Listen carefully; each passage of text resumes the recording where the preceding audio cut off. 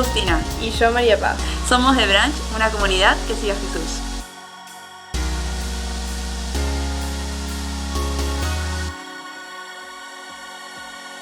Quisiera que oremos. Señor, te damos gracias por estar reunidos acá virtualmente. Te pedimos que guíes esta reunión, Señor, que tu Espíritu esté entre nosotros, Sí. que puedas impartirnos un poco de tu sabiduría, que podamos aprender con el objetivo de después poder comunicar esto a otros, Señor, poder ayudar a los que lo necesiten y estar un poco más capacitados cada día, papá. Te pedimos que estés acá y te damos gracias nuevamente por los medios en los que podemos utilizar la tecnología que vos provees, Señor, para que podamos estar todos conectados desde diferentes partes del mundo. Y te pedimos que estés acá, que sea de bendición para cada uno de los que están conectados y bueno, que nos bendigas a todos, Señor, y a los que no pudieron estar hoy también. En el nombre de Jesús, amén. Si alguien le pregunta cuál es la definición de matrimonio de Jesús, bueno, acá está. Mateo 19, 5 y 6. Dice, por eso el hombre dejará a su padre y a su madre para unirse a su esposa y los dos serán como una sola persona. Así que ya no son dos, sino uno solo. De modo que el hombre no debe separar lo que Dios ha unido. Acá vemos que Jesús habla de que el matrimonio es entre un hombre y una mujer y que es para toda la vida. O sea que tanto el matrimonio supuestamente igualitario como el divorcio no son la voluntad de Dios. Esto está bien claro aquí en la definición de matrimonio de Jesús. En una casa, digamos, el fuego tiene un lugar que es el hogar, o no sé cómo le llaman, la chimenea, ¿no? O el hogar. Si el fuego está ahí, calienta la casa, es muy lindo, hasta es romántico, el calorcito, o sea, todo muy lindo si el fuego está ahí, pero si el fuego está en la cortina o en la cama o en la alfombra, no es tan lindo. Así el fuego es bueno si está ahí en el lugar correcto. Lo mismo con el sexo. El sexo es algo muy bueno, pero tiene que estar en el lugar apropiado, que según Jesús es el matrimonio. Si no, el sexo se puede convertir en algo destructivo, ¿no? Lo mismo que el fuego. Así que me parece una linda analogía para el sexo con el fuego y el matrimonio con el hogar o la chimenea. Un link que le puse ahí es de un pastor, Sy Rogers. Me encanta escucharle. Espero que puedan captar algo de la traducción de YouTube. Tiene un mensaje muy lindo, muy claro. Él hace unos 40 años más o menos, hace unos 40 años más o menos, él estaba al borde de cambiarse de sexo quirúrgicamente. Él ya vivía como mujer y se estaba por cambiar también por cirugía, hacer un cambio de genitales. Y justo cuando él quiso, él le pidió una señal a Dios y le dijo, Señor, si esto no es tuyo, que le muestre. O sea, él todavía estaba ahí acercándose a Dios recién. Y justo cuando se iba a operar, el hospital de Hopkins justo había hecho una investigación sobre el cambio de sexo y ellos se dieron cuenta que de toda la gente que operaban, el conflicto que tenían las personas de disforia de género no se mejoraba con la cirugía. O sea que por más que la persona se opere, la disforia de género continuaba. O sea que no le ayuda demasiado a la persona a resolver su conflicto psicológico de identidad de género el operarse. Por eso el hospital en ese momento decidió dejar de operar. Suspendieron las operaciones en ese tiempo y entonces para Sy fue una señal de Dios eso. Y ahí empezó a buscar al Señor y la restauración. Y bueno, y Dios restauró su vida y él se transformó en un orador internacional, un pastor, y que fue muy útil por 40 años ayudando a mucha gente a resolver especialmente el asunto de identidad de género y la homosexualidad también. Algunos de ustedes ya comenzaron con un grupo de sinceridad. Yo creo que esta es una herramienta muy útil. Grupo de sinceridad sería un grupo de creyentes que se reúnen para chequearse uno al otro cómo está andando su vida espiritual y tratando de ser lo más honestos posibles, diciendo especialmente qué cosas le están impidiendo su crecimiento espiritual. El hecho de también de, no sé, al final de la reunión, por ejemplo, acercarse a saludar o a charlar y como cuidarlos, claro, para que, bueno, se sientan integrados también. Eso. Hoy en día, en realidad, todos necesitamos ser integrados. La mayoría de la gente primero se siente integrado y después recién acepta a Jesús. Casi la mayoría de las personas primero tienen que sentirse integrados en la iglesia antes de aceptar a Jesús. Así que eso es importante, integrarlo y el cariño. La mayoría de la gente que está en la comunidad LGBT cree que los cristianos los odiamos. Entonces, por eso lo primero que tenemos que hacer es acercarnos, mostrarles cariño, abrazarlos. Eso es muy importante. Esforcémonos con sinceridad, ¿no? No con hipocresía, con sinceridad, pero mostrar cariño. Claro, aunque la persona todavía no se decida por Cristo, pero hay que siempre dejar la puerta abierta. Sí. ¿No? Porque en algún momento puede querer tomar la decisión y es mejor que tenga un amigo cristiano que le ayude. Dani, yo quiero hacer una pregunta ahí con respecto a eso que cuenta. Dale, Tomás. Viste que la persona esta decía, bueno, que Dios la amaba, que es cierto, así como era. Y yo quisiera saber nosotros cómo abordar el tema desde ese momento, porque él está asumiendo que existe Dios y que Dios lo ama, o sea, es una persona creyente en teoría, pero aún así su conducta no estaría reflejando los principios de haber aceptado a Cristo y tampoco un interés en cambiar, ¿entendés? Entonces, ¿cómo nosotros, qué versículos podemos usar o cómo explicarle a esta persona, mira, sí, Dios te ama, pero si vos, como decía Gary la otra vez, hay una lista larga de personas que supuestamente no van a ser salvos si no tienen un interés en cambiar su conducta y en realmente vivir de acuerdo a Jesús, ¿o no? ¿Cómo explicar esto, digamos? Porque hasta a mí me cuesta preguntártelo. Sí. No, o sea que lo que dijo Débora creo que está muy bueno, decir, es verdad que Jesús te ama y yo también te amo. Eso está muy claro, no hay ningún problema con eso. Claro. Porque nuestro amor a Dios se manifiesta a través de la obediencia. Porque Jesús dijo, si me amáis, guardad mis mandamientos. O sea que si le amamos a Jesús, lo normal sería que busquemos guardar sus mandamientos. Entonces, la pregunta no es si Dios te ama, sino, ¿le amás vos a Dios?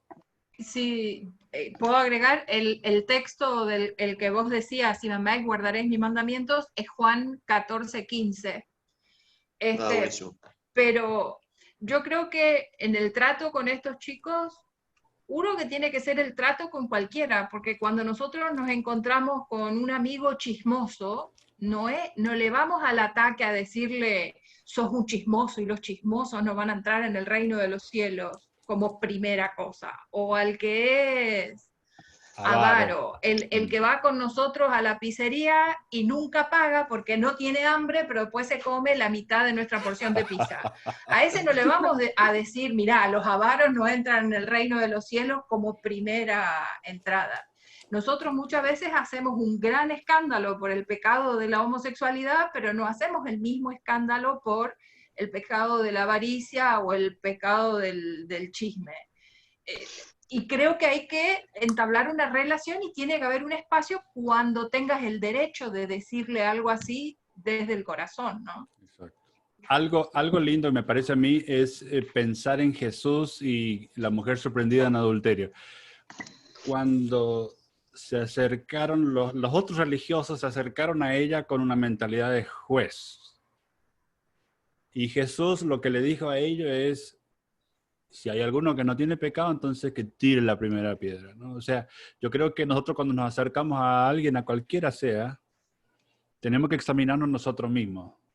La viga que tenemos en el propio ojo antes de querer mirar la paja en el ojo ajeno. O sea, ser consciente de la propia pecaminosidad y saber que yo soy tan perdido como él. Yo soy tan pecador como él. Si yo estoy en la familia de Dios es solamente por el perdón de Jesús. Esa es la única razón, no porque yo soy más buena. Claro.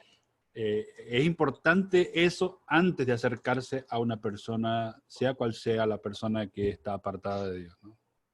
Che, Dani, con respecto a lo que dijeron todos los chicos, viste, de que es lo mismo una persona que es homosexual o una persona que es chismosa, yo quiero preguntar algo, porque a veces, no sé si les ha pasado que ven un cristiano en la iglesia, que capaz que hace 3 años que es una persona re chismosa.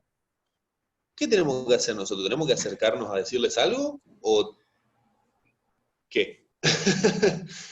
Y bueno, O sea, es lo mismo que dijimos recién, ¿no? Con lo que contaba Débora, tenés que ser amigo primero, ¿no? Tenés que acercarte, tenés que tener un nivel de confianza para poder exhortar a alguien. Exhortar significa ayudar a alguien a enderezarse, a levantarse. Pero sí es nuestra obligación de no quedar indiferente, especialmente si es un creyente que supuestamente tiene que ser más maduro, ¿no? claro. Si es alguien que recién se acerca al Señor es diferente. Sí, obvio.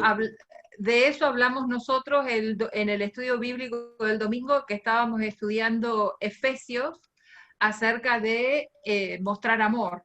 Efesios 4. Y como es, y decía que en Mateo 18 Jesús da el ejemplo y nos explica de que debemos decirle la falta al hermano, pero se la debemos decir en privado para ganar a nuestro hermano, no para ponerlo en vergüenza.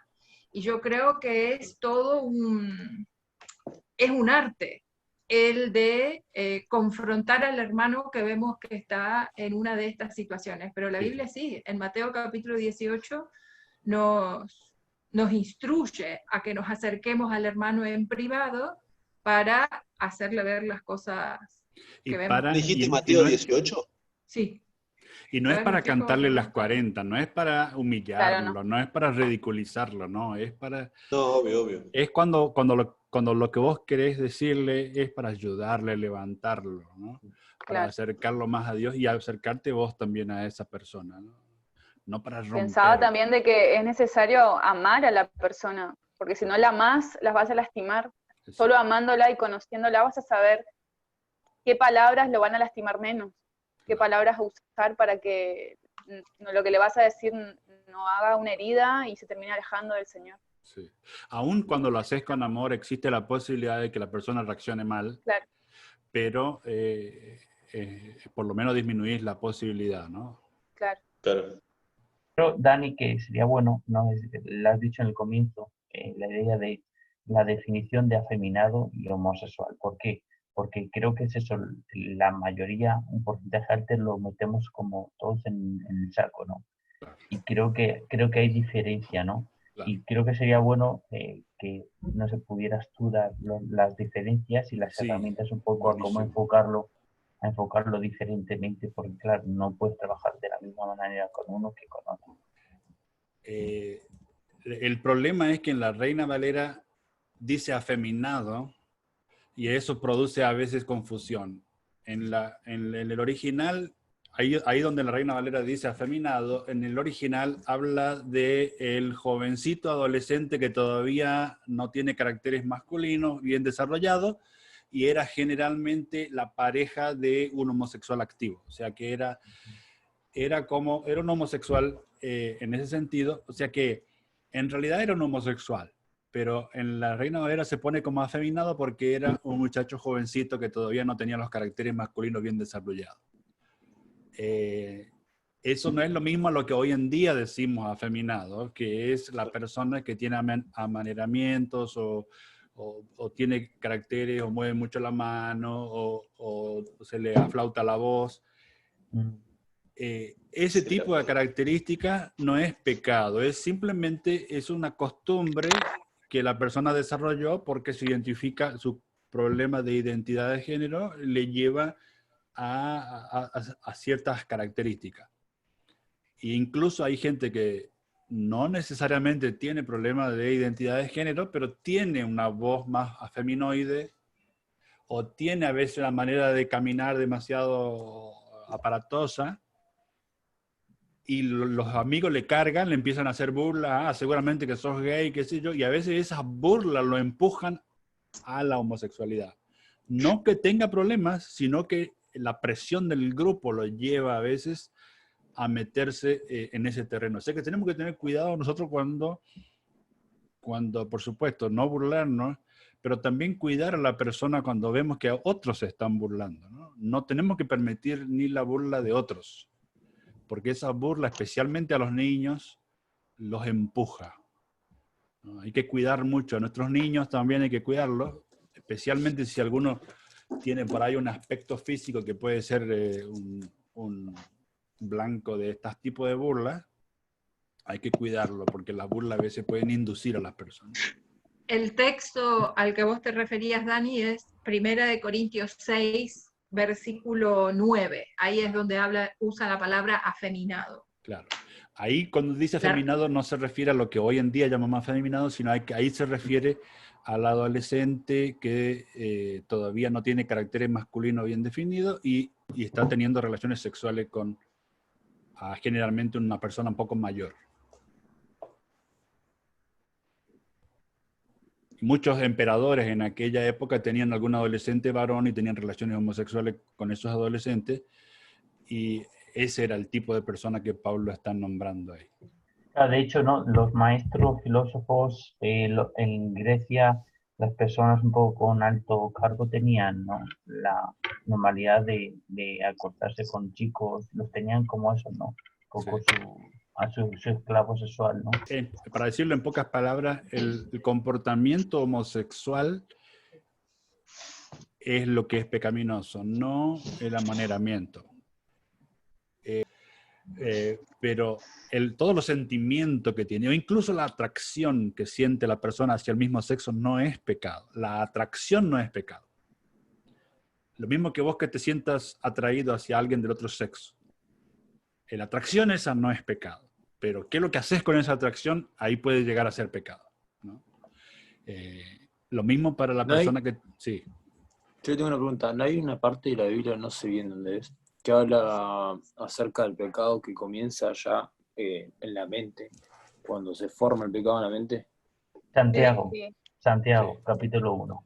No, y Jesús también dijo, el que mira también, ¿no? Entonces, o sea, termina siendo pecado también. Claro, pero no es la atracción. Hay que diferenciar la atracción del pensamiento. Vos podés tener una atracción, pasa una mujer caminando al lado tuyo y sentís algo porque la viste. Pero Como de ahí, tentación. claro, de ahí a que vos te quedes pensando y haciéndote la cabeza, imaginándote a ver qué vos haría con esa chica, eso ya es cosa tuya. Eso ya no es la atracción, eso ya es una creación de tu mente. Ahí estás pecando en tu mente, digamos, ¿no? Lo que vos haces con eso, no es la química, no es la descarga de adrenalina que vos sentís, eso no es pecado. Lo que es pecado es cuando lo que vos haces con eso. Como Lutero decía algo muy lindo, él decía, nosotros no podemos impedir que los pájaros vuelen arriba de nuestra cabeza, pero sí podemos impedir que hagan nido. El hecho de que vos te sientas atraída hacia alguien es algo natural, hormonal y corresponde al cuerpo que Dios te dio. Ahora, que vos te pongas a pensar en eso, que vos te des manija, de que vos sigas, si estás de novia con un chico y que es necesario que tu novio te atraiga y que te guste. Pero ahora de que vos te quedes en la oscuridad pensando en lo que podrías hacer con tu novio y te seguís pensando, como masturbándote, digamos, con el pensamiento, eso sí es desagradable a los ojos de Dios y no es saludable para tu vida. O sea, uno no puede evitar tener las hormonas que tenemos. Eso es algo natural y es algo que Dios nos dio. O sea, no es malo. Lo que es malo es cuando nosotros lo utilizamos para hacer cosas fuera del plan que Dios tiene para esas cosas. De hecho, creo que nos dice también la Biblia, dice, ¿no?, que cuando venga la tentación tenemos una defensa por parte de Dios y esa tentación puede huir. poniéndolo más bien en un ejemplo también no sexual, pero que lo podemos aplicar, es por ejemplo la mentira. Hoy voy a faltar a clases o no voy a ir a clases. Entonces estás debatiéndote qué me voy a imaginar para decir que no voy a ir, pero estás ahí en esa lucha de ir, no ir, pero al final decides ir y decides dejar a un lado la mentira. Ahí no has pecado, has tenido la lucha, la tentación ha venido a ti y al final no has caído. Entonces, claro, eso es un poco, ¿no? Es decir, yo creo que el pecado no llega cuando lo haces en el acto, sino ya cuando lo has pensado en tu corazón y ha llegado, ya está en tu corazón lo del nido, que hablas de Luther, que me parece súper bueno. Podemos tener los pájaros, está diciendo que anide, que no anide, luchar, porque esa es la tentación un poco. Tenemos que luchar con nuestra carne que tiene mucha fuerza. Entonces, también la Biblia habla del pensamiento, cómo tenemos que, claro. en qué tenemos que pensar. Porque si yo estoy mirando películas sugestivas, aunque no sean pornográficas, pero son muy sugestivas, y converso con mis amigos y me río de los chistes eróticos que ellos hacen y demás, es muy difícil parar ese tren de pensamiento en mi mente. O sea que yo tengo que cuidar lo que entra a mi mente, porque una vez que entró es difícil sacarlo. Entonces, tenemos que también esforzarnos en ver a ver de qué nos estamos alimentando nuestros pensamientos. Porque si yo alimento mal mis pensamientos, es muy difícil después resistir la tentación. Voy a caer, pero tengo que aprender a prevenir el pecado. El texto al que estábamos hablando, donde Jesús les dice, pero yo os digo que mirándola, hablando de la codicia y del adulterio, está en Mateo capítulo 5, versos 28 al 30. Mateo 5, 28 al 30. Y lo que es interesante es lo que Jesús le dice después de decirle que el que mira a una mujer ya adulteró con ella en su corazón. Jesús le dice, por lo tanto, si tu ojo te es ocasión de caer, sácalo y échalo de ti, y si tu mano te es ocasión de caer, mejor córtala de ti. Lo que quiere Jesús no pretende de que nosotros andemos tuertos y mancos por ahí, pero sí quiere decir que es muy importante que saquemos de raíz aquello que nos lleva y nos tienta a hacerlo. Y ahí es donde cada uno de nosotros tiene que conocerse a sí mismo, porque las tentaciones son distintas para cada uno de ustedes. Cada uno tiene que analizarse y conocerse. Y ahí es donde estos grupos de sinceridad que ustedes, o de sinceramiento, que ustedes están comenzando a formar parte, es donde estos grupos juegan un rol tan importante. Porque ahí es donde ustedes encuentran pares, o donde encontramos pares, en los que nos podemos apoyar y los que nos pueden ayudar. El típico es el grupo de los alcohólicos anónimos, que tienen como un sponsor que les ayuda en tiempos de necesidad. Pero es que todos nosotros tenemos problemas espirituales o tentaciones de diversa índole, y tener un grupo de sponsor espirituales es una gran ayuda, ¿no? La confesión, en la confesión hay liberación. Sí. Yo quería agregar, estaba escuchando lo que los chicos decían, y me acordé que hay un Salmos, que creo que es el 139, si no me equivoco, que dice que le pidamos a Dios que Él examine nuestro corazón y que pruebe nuestros pensamientos, y que si en nuestro camino haya perversidad, dice que nos ayude a encaminarnos en el camino eterno, ¿no? Y creo que eso también forma parte de probar nuestros pensamientos, de decir, bueno, reconocer que tengo esos pensamientos y someterlos a Dios, de decirle, bueno, Señor, si tengo estos pensamientos, necesito que me ayudes a eliminarlos o a combatirlos, ¿no? Como decía Efraín, de la lucha de no aniden, y nada, me había acordado de ese versículo y lo quería compartir. Buenísimo. Es así, sí. Salmo 139, 23 y 24. Sí. No solamente hay que sacar las cosas malas, sino también meter cosas buenas, ¿no? O sea que... Reemplazar, ahí está. Esa es la palabra. Vamos a orar en este momento. Querido Dios, gracias. por la vida de cada uno de los que participamos en el día de hoy. Que tu bendición esté sobre la vida de cada uno. Bendice a aquellos que se están acercando a ti. Bendice a aquellos que quieren dejar el pecado, que quieren conocerte, que quieren progresar en su vida espiritual. Y ayúdanos a poder conocerte más a ti y a poder crecer. Te lo pedimos en el nombre de Jesús. Amén. Si te interesó este programa, escribinos. Queremos estar al lado tuyo. Queremos apoyarte en tu caminar con Dios. En lo que podamos servir de ayuda, cuenta con nosotros. Que Dios te bendiga.